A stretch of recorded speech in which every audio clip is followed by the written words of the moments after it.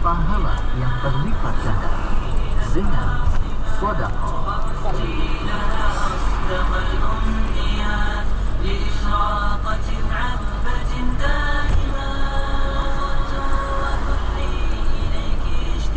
Assalamualaikum warahmatullahi wabarakatuh.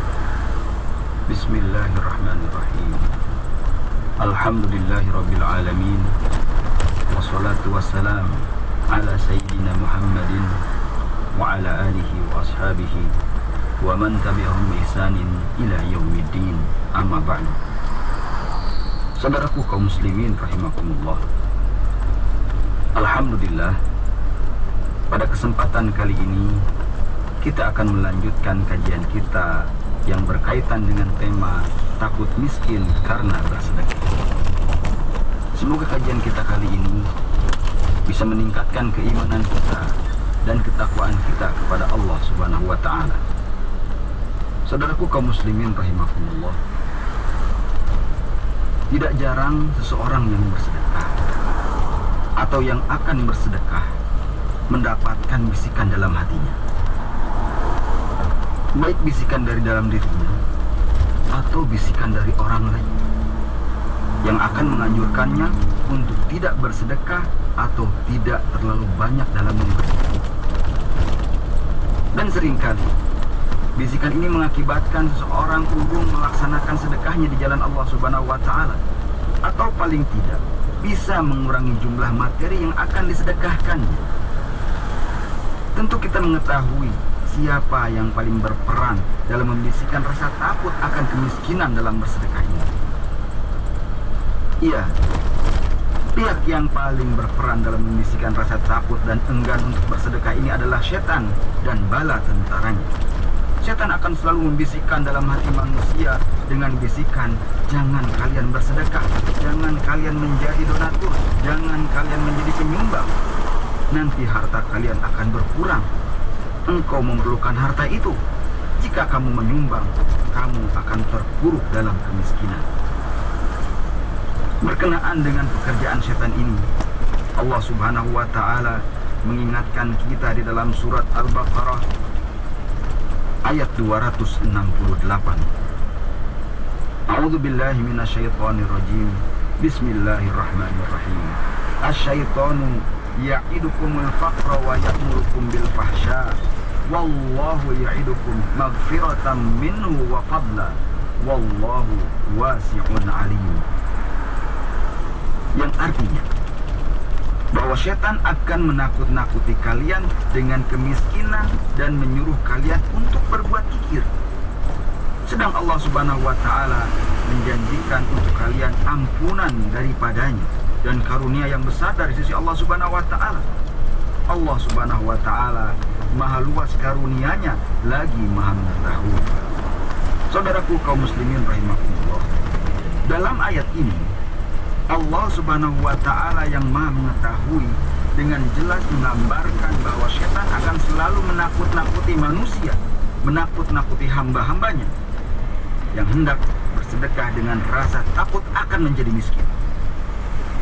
Maka jika kita hendak bersedekah, kemudian muncul di hati kita atau di benak kita perasaan takut dan rasa enggan mengeluarkan harta kita yang kita miliki, yakinlah bahwa itu datangnya dari setan yang harus kita lawan dan jangan kita hiraukan sedikit pun. Saudaraku kaum muslimin rahimakumullah, imbas dari tergodanya seseorang akan gangguan setan ini dalam bersedekah adalah kekikiran sebagaimana yang disebutkan dalam ayat yang tadi. Dan di samping itu, dia juga tidak akan tulus dalam bersedekah di jalan Allah Subhanahu wa taala. Saudaraku kaum muslimin rahimakumullah, siapa yang takut miskin, dia pasti kikir. Karena ketakutan itu akan mengarahkan tindakan kepada menumpuk harta sebagaimana persiapan di hari kemudian. Seorang yang kikir, apalagi dia memiliki kelebihan harta, kekikirannya akan membuahkan dengki dan iri hati. Dan dengan sifat ini, maka setan akan mendorong untuk melakukan aneka ragam kejahatan yang lainnya, seperti pencurian, perampokan, pembunuhan, korupsi, dan lain sebagainya. Dan di sisi yang lain, kekikiran melahirkan sifat rakus, dan pada gilirannya menjadi lahan yang subur bagi setan untuk mengantarkan kepada berbagai macam kejahatan. Padahal sedekah tidak akan menjadikan seseorang menjadi miskin. Namun justru sebaliknya, sedekah bisa melipat gandakan harta dan pahala dari Allah Subhanahu wa Ta'ala. Kita lihat di dalam Al-Quran surat Al-Baqarah ayat 261. Allah Subhanahu wa Ta'ala berfirman, A'udzu billahi minasyaitonir rajim. Bismillahirrahmanirrahim. Masalul ladzina yunfiquna amwalahum fi sabilillahi kamathali habbatin ambatat sab'a sanabil fi kulli sumbulatin mi'atu habbah wallahu yudha'ifu liman yasha wallahu wasi'un alim. Yang artinya, perumpamaan orang-orang yang infakkan harta mereka di jalan Allah Subhanahu wa Ta'ala seperti sebiji tanaman yang tumbuh darinya 7 tangkai, dan setiap tangkai menghasilkan 100 biji, dan Allah Subhanahu wa Ta'ala melipat gandakan kepada siapa yang ia inginkan. Dan Allah Subhanahu wa Ta'ala maha luas karunia-Nya dan maha mengetahui. Saudaraku kaum muslimin rahimakumullah, berkenaan dengan ayat yang mulia ini, Ibnul Qayyim rahimahullah mengatakan bahwa ayat-ayat ini seolah-olah menjadi penjelas tentang ukuran pelipat gandaan pahala yang disiapkan bagi orang-orang yang suka berinfak dan bersedekah di jalan Allah Subhanahu wa Ta'ala. Dan Allah Subhanahu wa Ta'ala membuat permisalan seperti ini agar tergambar dalam pikiran manusia, tergambar dalam pikiran hamba-hambanya, sehingga dengan hal tersebut manusia akan semakin termotivasi, terdorong untuk bersedekah dengan harta yang telah Allah pinjamkan kepadanya, atas harta yang telah Allah amanahkan kepadanya. Namun sangat disayangkan para pendengar yang dirahmati Allah Subhanahu wa Ta'ala, masih banyak ternyata di antara kita yang lebih sering mengikuti dan mempercayai bisikan setan untuk tidak bersedekah dibanding dengan mengikuti dan mempercayai firman Allah Subhanahu wa Ta'ala, Zat yang maha besar, Zat yang maha kuasa, Zat yang maha kaya, Zat yang maha segala-galanya. Dan tentunya banyak faktor yang menjadi sebab terjadinya hal tersebut. Dan salah satunya adalah keimanan dan keyakinan kita yang masih sangat minim dan rapuh kepada janji-janji Allah Subhanahu wa Ta'ala. Saudaraku kaum muslimin rahimakumullah, jika kita masih banyak tunduk kepada bisikan setan untuk tidak bersedekah dan banyak melakukan kejelekan, maka kita harus banyak berdoa dan memohon kepada Allah Subhanahu wa Ta'ala agar kita dijauhkan dari godaan setan dan diberikan petunjuk untuk dapat selalu melakukan kebaikan hingga ajal menjemput kita. Kemudian agar kita semakin yakin bahwa kebaikan dan balasan yang lebih baik yang akan kita dapatkan dalam bersedekah adalah dengan memahami bahwa sedekah adalah salah satu pintu rizki yang tidak ada duanya. Kemudian jika kita rajin mentadaburi ayat-ayat Al-Quran, maka kita akan menemukan puluhan ayat yang mulia menjelaskan tentang keutamaan dan balasan dari bersedekah. Dan selain dari itu, juga telah banyak sekali orang-orang yang kekayaannya melejit karena setelah melaksanakan sedekah di jalan Allah Subhanahu wa Ta'ala. Saudaraku kaum muslimin rahimakumullah, Rasulullah Shallallahu Alaihi Wasallam juga mengingatkan kita bahwa orang yang bersedekah hartanya tidak akan berkurang, dan hanya orang-orang yang kikir saja, orang-orang yang takut kehilangan hartanya, mengatakan bahwa sedekah itu mengurangi harta.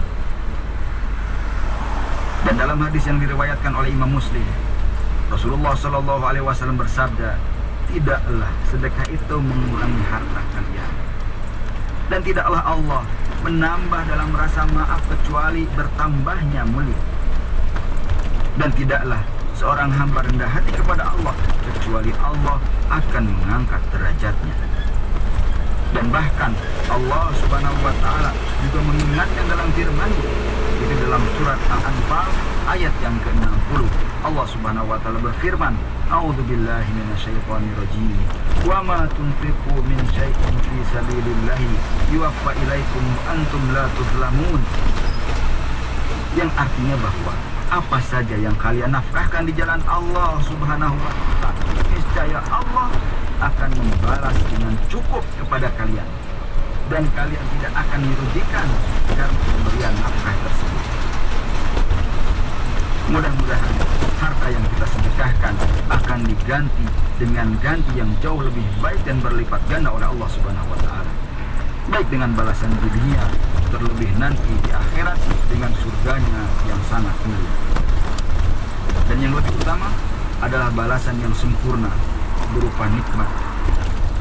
Ketika kita bertemu dengan Allah Subhanahu wa taala dan melihat wajah Allah Subhanahu wa taala di tempatnya yang paling mulia, yaitu surga Allah Subhanahu wa taala. Saudaraku kaum muslimin rahimahullah. Demikian pembahasan kita pada kesempatan kali ini. Semoga pembahasan yang sedikit ini dapat menjadi sebab turunnya hidayah dari Allah Subhanahu wa taala bagi kita semua, dan menjadi jalan untuk menggapai kebahagiaan yang hakiki, yaitu kebahagiaan di akhirat nanti. Wallahu ta'ala bishawab. Wassalamualaikum warahmatullahi wabarakatuh.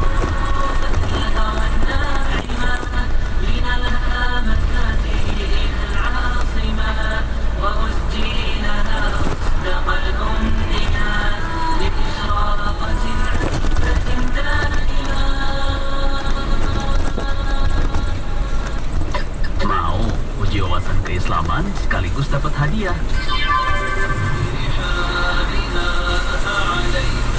Ayo, simak kuis pengetahuan agama Islam berhadiah. Senang sekali saya Maulana kembali dapat menyapa Anda dalam acara kuis pengetahuan agama Islam. Mudah, berhadiah, insya Allah berkah. Termasuk ke dalam rukun apakah? Meyakini keberadaan malaikat Allah. A. Rukun iman. B. Rukun ihsan. Pemenang yang beruntung insya Allah akan mendapatkan bingkisan hadiah. Setiap hari jam 9 pagi dan jam 8 malam. Jangan lewatkan acaranya. Simak pertanyaannya dan kirimkan jawabannya. Bingkisan menarik nanti Anda bagi yang menjawab dengan benar dan terpilih sebagai pemenang. Pemenang yang terpilih akan diumumkan pada hari Ahad jam 10 pagi, jam 2 siang, dan jam 5 sore waktu Indonesia Barat. Kuis pengetahuan agama Islam. Mudah, berhadiah, insya Allah berkah.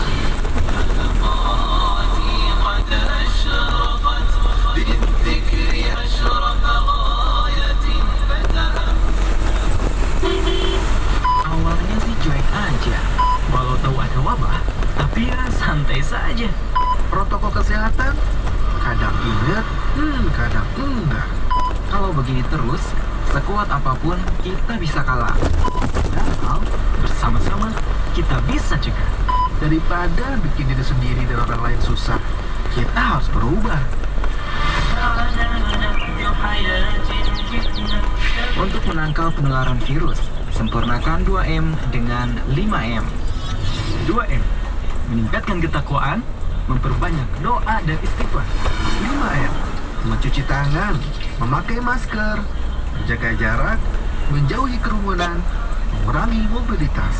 Ibarat naik motor, ingat helm. Keluar rumah, ingat 5M.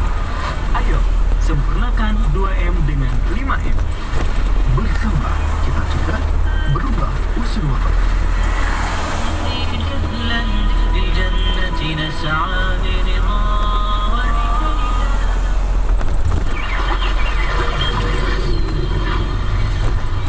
Sebaik-baik orang yang terjatuh dalam dosa adalah siapa yang segera bangkit dan bertaubat kepada Allah Subhanahu wa taala.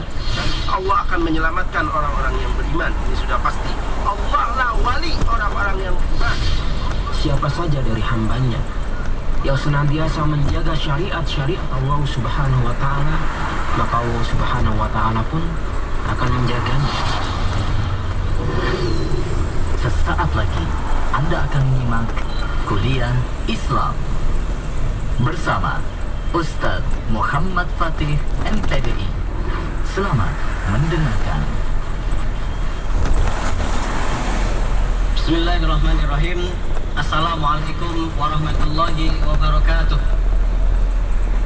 Innal hamdalillah nahmaduhu wa nasta'inuhu wa nastaghfiruh wa na'udzu billahi min syururi anfusina wa min sayyiati a'malina. Man yahdihillahu fala mudilla lahu wa man yudlil fala hadiyalah. Asyhadu an la ilaha illallah wahdahu la syarikalah wa asyhadu anna Muhammadan abduhu wa rasuluh. A'udzu billahi minasyaitonir rajim. Bismillahirrahmanirrahim. Ya ayyuhalladzina amanu taqullaha haqqa tuqatih wa la tamutunna illa wa antum muslimun. Amma ba'd. Ma'asyiral muslimin rahimani Allah yakum. Alhamdulillah pada kesempatan kali ini Allah Azza wa Jalla pertemukan kita, dan pada kesempatan kali ini kita akan membahas tentang babul hifzi, atau dalam bahasa kata lain babul hafzi, bab tentang anjuran dia untuk menambah minal khairi, kebaikan, fi awakhiril umuri, di akhir kehidupan kita. Ya, ini bab menjelaskan tentang anjuran untuk memperbanyak amal solih, memperbanyak melakukan kebajikan di akhir kehidupan kita. Karena pada dasarnya ayuh sekalian, secara umum sebenarnya kita di dunia ini pendatang, kita imigran, kita adalah migran, bukan penduduk asli dunia. Kita asli dari surga, sebagaimana yang kita ketahui di dalam banyak ayat. Allah Subhanahu wa taala menciptakan Adam di surga, dan Allah menciptakan istrinya yaitu Hawa di surga. Disitulah sebenarnya tempat domisili kita. Kenapa kita ada di dunia? Kita terbawa oleh kedua orang tua kita, Adam dan Hawa. Dan Allah Subhanahu wa taala melalui Rasulullah sallallahu alaihi wasallam telah mengumumkan secara tegas kita akan dikembalikan ke surga. Rasulullah sallallahu alaihi wasallam bersabda, kullu ummati yadkhulunal jannah. Seluruh umatku, umat Rasulullah sallallahu alaihi wasallam, rencananya ya ini semuanya akan dimasukkan ke surga sesuai memang domisili manusia. Illa man aba, kecuali mereka yang memang nggak mau untuk kembali ke surga. Lantas para sahabat bertanya dengan keheranan, wa man ya'ba ya Rasulullah, siapa orang yang tidak mau kembali ke surga? Maka Rasulullah SAW menjawab dengan kata yang sangat indah sekali. Beliau katakan, man ato'ani kadolan wa man atoni fakot aba. Siapa saja di antara mereka, di antara umatku yang taat kepadaku, menjalankan perintahku, menjalankan sunnah-sunnahku, mereka akan kembali surga. Dan barang siapa yang bermaksiat kepadaku, maka mereka lah orang yang menolak untuk dikembalikan ke surga. Mereka yang menolak untuk masuk surga. Ini ya, Allah Subhanahu wa taala sudah memberikan kesempatan seluas-luasnya. Sallallahu alaihi wasallam akan masuk ke surga. Tinggal kita mau atau tidak. Kembali ke surga. Allah Subhanahu berfirman, awalam nu'ammirkum ma yatadzakkaru fihi man tadzakkara wa ja'akumun nadhir. Bukankah aku, kata Allah Subhanahu wa taala, sudah memberikan kesempatan. Allah Subhanahu wa taala juga sudah wa ja'akumun nadhir, mendatangkan nadhir. Kata Allah Subhanahu wa taala, bukankah sudah cukup bagiku untuk memberikan kesempatan ini untuk mendapatkan menangan kebajikan, kemudian mendapatkan surga dari Allah Subhanahu wa taala, untuk memperjelas apakah dolim atau tidak ketika Allah Subhanahu wa taala memasukkan dalam neraka orang-orang yang kafir. Zalimkah Allah ketika sudah memberikan umur yang cukup, kemudian mereka berangkat kepadanya, lantas ketika di akhirat Allah siksa dia di neraka. Ini Allah sudah paparkan kepada kita. Seharusnya sudah cukup umur yang diberikan kepada Allah Subhanahu wa taala. Ibnu Abbas mengatakan kalimat awalam nu'ammirkum, tidakkah cukup bagiku untuk memberikan kesempatan umur bagi kalian? Ini adalah sitina sana, 60 tahun. Apakah gak cukup 60 tahun? Ini peringatan juga buat kita. Sudah seberapa umur kita? Yang 20 tahun berarti tinggal 40 tahun lagi. Yang 30 tahun tinggal 30 tahun lagi. Yang sudah 40 tahun, ya perkiraan umur kita tinggal 20 tahun lagi. 50 tahun tinggal 10 tahun lagi. Dan yang sudah 60 tahun tinggal mempersiapkan diri. Saat ini berarti Anda sudah boarding, tinggal menunggu kapan Anda diberangkatkan ke alam akhirat. Ini tapi yang jelas Allah Subhanahu wa taala sudah memberikan kesempatan. Wa yu'ayyidu, dan hal ini diperkuat oleh hadis yang nanti insya Allah kita akan bahas ya. Dalam satu riwayat lain dikatakan ketika Allah memberikan kesempatan ini adalah maksudnya samania asyarata sana, 18 tahun. 18 tahun ini dari umur 40.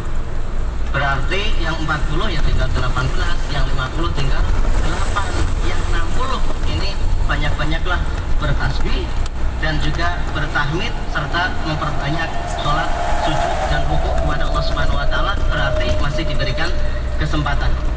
Wakil dalam riwayat lain dikatakan amirkum di sini adalah arba'ina sana, 40 tahun dari umur 40. Berarti ini usia 80 tahunan ya. Dari banyak pendapat tadi kita dapat simpulkan bahwa umur manusia akhir zaman ini khususnya umat Muhammad SAW itu antara 80 tahun. Kalaupun ada yang lebih dari itu sangat jarang sekali. 58 sampai 80 tahun. Berbeda dengan umat-umat sebelum umat Muhammad SAW. Sebagaimana kita ketahui, Adam alaihissalam diriwayatkan dalam satu riwayat usia beliau itu 1000 tahun. Nabi Nuh dikatakan, ada yang mengatakan usia beliau itu adalah 950 tahun. Ya, ada yang mengatakan sampai 1400 tahun, ada 1700 tahun. Dan umat Muhammad SAW ini antara 58 sampai 80 tahun. Kemudian juga di sini di dalam ayat Allah berfirman waja'akum nadhir, dan Allah sudah katakan untuk kalian an-nadhir, sesuatu atau manusia, orang yang memberikan peringatan. Kenapa saya katakan ada yang sesuatu, ada yang orang? Karena dalam satu pendapat dikatakan waja'akum nadhir, maksudnya adalah, dan bukankah Allah Subhanahu wa taala sudah mengutus seorang utusan untuk menyampaikan risalahnya kepada kita, dan semuanya sudah watamat kalimatu rabbika sidqan wa adla, semuanya sudah sempurna Allah berikan kepada kita antara hak-hak Allah Subhanahu wa taala, hak-hak agama ini, hak-hak manusia, hak-hak tetangga, semuanya Allah sudah terangkan. Semuanya sudah sempurna. Bukankah Allah sudah utus untuk kalian seorang utusan yang menjelaskan perkara agama kalian? Umur diberikan 60 tahun. Kemudian Rasul diutus untuk memberikan bimbingan. Kurang apa Allah Subhanahu wa taala? Dalam satu pendapat dikatakan waja'akum nadhir, dan telah datang kepada kalian an-nadhir. An-nadhir dimanai dengan asyaibah. Apa ini namanya? Uban. Ya.